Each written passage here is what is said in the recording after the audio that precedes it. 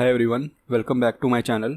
देखो, मैंने अपने कॉलेज डेज़ में एक सबसे बड़ी गलती की थी एंड उस गलती के कारण मैं अमेज़ॉन का इंटरव्यू क्लियर नहीं कर पाया था। एंड उस टाइम पे अमेज़ॉन 20 लाख का पैकेज ऑफर कर रही थी। मैंने अपने कॉलेज डेज़ में coding language and tech stack पे ज़्यादा फोकस किया था एंड डीएसए में ज़्यादा प्रैक्टिस नहीं की थी। एंड प्लेसमेंट में जो भी कंपनीज अच्छा पैकेज दे रही थी, जो प्रोडक्ट बेस्ड कंपनीज थी, वो डीएसए पे फोकस कर रही थी। तो इस वीडियो के थ्रू मैं आपको बताना चाहता हूँ कि मैंने क्या गलती की थी, सो दैट आप वो गलती ना करें। एंड हम डिटेल में समझेंगे कि आपको डीएसए पे ज़्यादा फोकस करना चाहिए या टेक स्टैक पे ज़्यादा फोकस करना चाहिए। ये वीडियो बहुत ही इंपॉर्टेंट होने वाली है, तो इसे एंड तक देखना।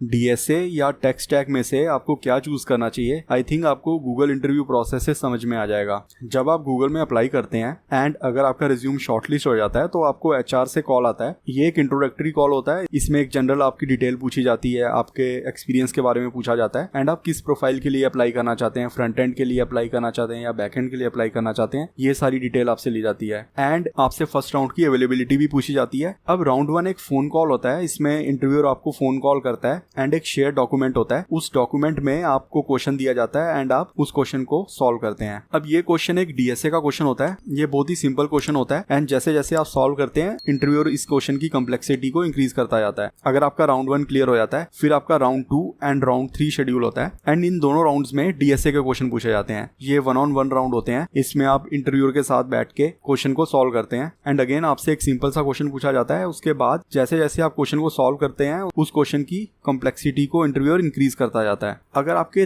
फर्स्ट 3 राउंड्स अच्छे होते हैं तो उसके बाद एचआर आपके 4th एंड 5th राउंड को शेड्यूल करता है एंड इन राउंड्स में भी आपको चॉइस दी जाती है कि आप टेक स्टैक का राउंड देना चाहते हैं या फिर आप डीएसए का राउंड देना चाहते हैं। एंड जब आपके 5 राउंड क्लियर हो जाते हैं तो फिर उसके बाद लास्ट राउंड होता है गूगलीनेस का, जो कि कल्चरल फिट राउंड होता है। तो ये काफी इजी राउंड होता है। तो यहाँ पर आप देख रहे हैं कि 5 राउंड जो आपके हो रहे हैं उसमें से 3 राउंड जो है वो डीएसए पर है एंड बाकी के 2 राउंड्स में आपको चॉइस दी जाती है कि आप डीएसए का राउंड दें या फिर आप टेक का राउंड दें। तो आई होप आपको समझ में आ रहा होगा कि डीएसए की कितनी इंपॉर्टेंस है। देखो, अगर आपको डीएसए आता होगा तो फिर आप ऑलमोस्ट किसी भी कंपनी के इंटरव्यू में जा सकते हैं। जो गूगल का इंटरव्यू प्रोसेस है, ऑलमोस्ट इसी प्रोसेस को सारी कंपनीज फॉलो करती हैं। मतलब स्टार्टिंग के 2-3 राउंड सभी कंपनीज में डीएसए के होते हैं। अब डीएसए रोड मैप के बारे में समझ लेते हैं। सबसे पहले आपको अपने फंडामेंटल्स को स्ट्रॉन्ग बनाना होगा। आपको अपने कंसेप्ट अच्छे से क्लियर करने होंगे। उसके लिए आपको ग्रुकिंग एल्गोरिदम्स की बुक पढ़नी होगी। आई थिंक ये बेस्ट बुक है। जब आप ये बुक कंप्लीट कर लेंगे, उसके बाद आप यूडीमी में कोर्स ले सकते हैं डीएसए का, अगर आप इंग्लिश में कंफर्टेबल हैं। अगर आप कोर्स नहीं लेना चाहते तो फिर आप लीड कोड की लर्निंग गाइड से भी सीख सकते हैं।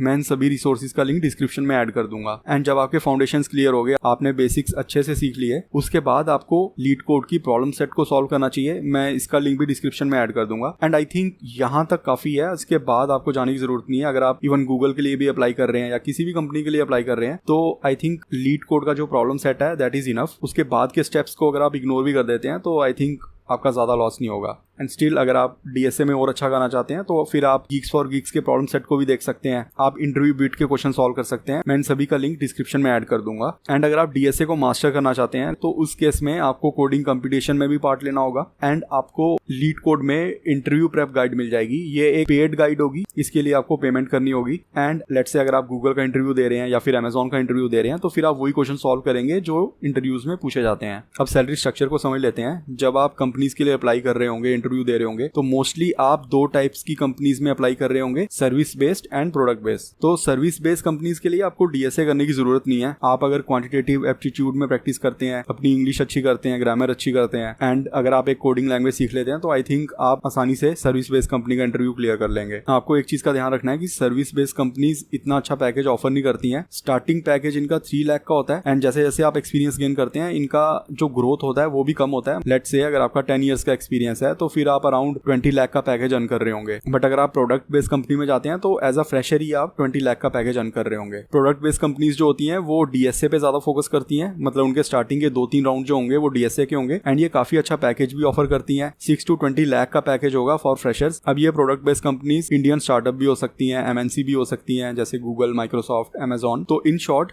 जो भी कंपनी अच्छा पैकेज ऑफर कर रही होगी, ज्यादा चांसेस हैं कि वो डीएसए पे ज्यादा फोकस करेगी। एंड जैसे मैंने आपको रोड मैप में बताया था कि मिनिमम आपको लीड कोड की प्रॉब्लम सेट को सॉल्व करना होगा। अगर आप वहां तक कर लेते हैं तो आई थिंक आप किसी भी कंपनी का इंटरव्यू आसानी से क्लियर कर लेंगे। आई थिंक अब आप समझ गए होंगे कि आपको डीएसए पे भी फोकस करना चाहिए, एटलीस्ट आपको डीएसए के बेसिक्स आने चाहिए। एंड अगर आप प्रोडक्ट बेस्ड कंपनीज के लिए अप्लाई करना चाहते हैं तो फिर आपको डीएसए अच्छे से आना चाहिए। अगर आपके कुछ डाउट्स हैं या फिर आपके कुछ क्वेश्चंस हैं तो आप जरूर कमेंट करना।